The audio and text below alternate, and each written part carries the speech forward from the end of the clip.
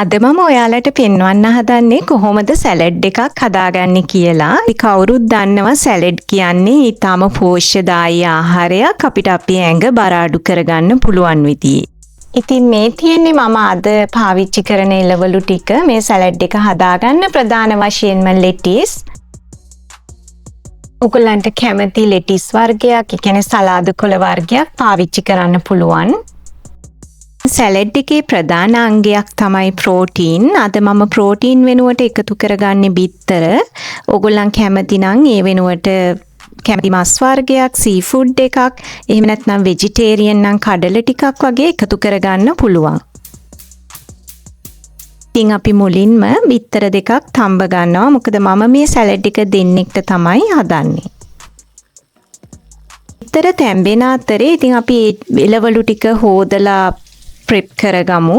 මම පුළුවන් තරම් උත්සාහ කරනවා මේ පාට එළවලු මේ සැලඩ් එකට එකතු කරගන්න. මොකද ඒකෙන් අපිට ලැබෙන විටමින් වර්ග විවිධයි. ඉතින් ඔයාලා මේ දකින්නේ කිචන් එකේ වැඩ කරද්දී එකතු වෙන කිචන් වේස්ට් එක. එහෙම නැත්නම් කුණු ටික මම කවදාවත් අහක දාන්නේ නැහැ. ඒවා අපි එකතු කරලා කොම්පෝස්ට් බවට පත් කරනවා. ඒ පොහොර වලින් තමයි අපේ වත්තේ තියෙන පළතුරු වල ගස් වලට පොහොර ලැබෙන්නේ. ඉතින් ඉදිරියේදී වීඩියෝ එකකින් මම ඔයාලටත් කියලා දෙන්නම් කොහොමද ඉක්මනින් පහසුවෙන් අපේ කිචන් එකේ එකතු වෙන කුණු වලින් කොම්පෝස්ට් හදාගන්නේ කියලා. දැන් අපි සලාද කොළ ටික කපා ගන්නයි යන්නේ. සලාද කොළ ටික තැලෙන්නේ පොඩි වෙන්නේ නැති විදියට ඔයගලන්ට කැමති සයිස් එකට කපා ගන්න පුළුවන්. මොකද සලාද කොළ පොඩි වුණොත් ඒකේ රස වෙනස් වෙනවා. ඒ වගේම වතුර ගතියක් හැදෙනවා. ඉතින් අපි නිතරම හිතන දෙයක් තමයි හොඳට බඩ පිරෙන්න නම් බත් කන්න ඕන කියන එක. ඒ වුණාට ඔයගලන් කාලා බලන්න මේ සැලඩ් එක කෑවම අපට ආයේ ගොඩක් පැය ගාණක් යනකම් ඊළඟ මීල් එක ගන්න ඕන නැහැ. දැන් මම කපා ගන්නේ කැරට්. මම මෙතන කැරට් පොඩියට කපා ගන්නවා. ඉතින් ඔයගලන් කැමති සයිස් එකට ඒක වෙනස් කරගන්න පුළුවන්. ඊළඟට මම කපා ගන්නේ කියුකම්බර්. ඉතින් ඕගොල්ලන්ට මේ වෙනුවට කියුකම්බර් නැත්නම් වෙනත් වෙජිටබල් එකක් පාවිච්චි කරන්න පුළුවන්. අලිගැට peer, එහෙම නැත්නම් බෙල් පෙපර්, ඒ වගේ තමන් කැමති දෙයක් මේකට එකතු කරගන්න. ඒ වගේම සැලඩ් එකකට එළවලු තෝරගනිද්දී අපි සැලකිලිමත් වෙන්න ඕන. අපි මෙතනදී ඇත්තටම කන්න යන්නේ අමු එළවලු. ඉතින් හැම එළවලුවක්ම අපට අමුවෙන් කන්න බෑ. ඒකේ සැලඩ් එකේ රස වෙන්නේ අපි තෝරගන්න එළවලු වල තියෙන ක්‍රන්චි ගතිය අනුව. ඉතින් ඔයගොල්ලන් එළවලු තෝරද්දී ඒ ගැනත් සැලකිලිමත් වෙන්න.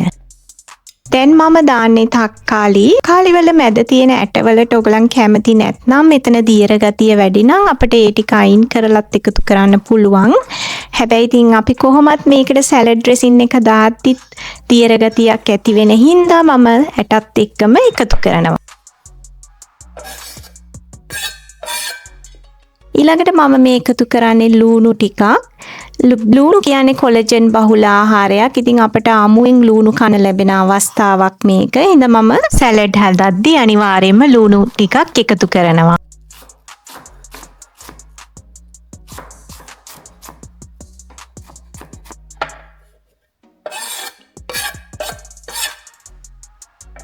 ඊළඟට අපි මේකට බිත්තර එකතු කරනවා. ඉතින් මම කලින් කිව්වා වගේ මෙතනදී ඔයගොල්ලන් කැමති ප්‍රෝටීන් වර්ගයක් එකතු කරගන්න පුළුවන්. ඉතින් ඔයගොල්ලන්ට කැමති මස් වර්ගයක්, එහෙම නැත්නම් සී ෆුඩ් එකක්, ඒ වගේම වෙජිටේරියන් නම් කඩල වගේ ඇට වර්ගයක් මේකට එකතු කරගන්න පුළුවන්.